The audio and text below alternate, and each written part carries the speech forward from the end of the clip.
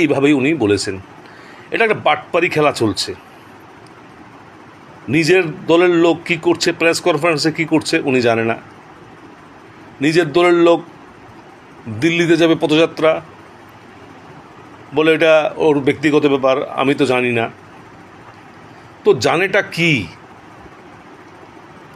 কি আসলে ওরা কিছু না।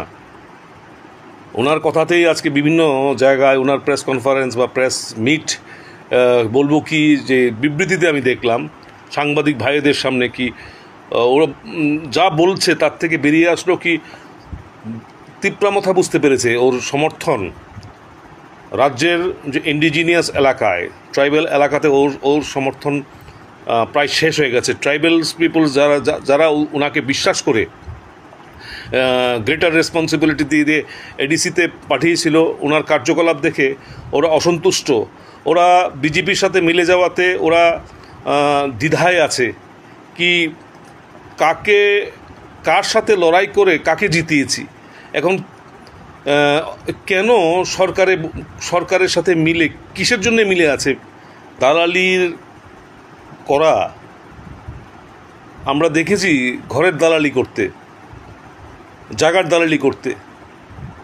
এবং আগে দেখতাম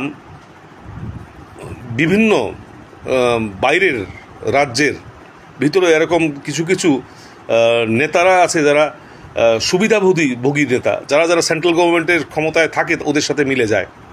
প্রায় যে লোক ওদেরকে বিশ্বাস করে ভোট দেয় ওদের সাথে বিশ্বাসঘাতকতা করে।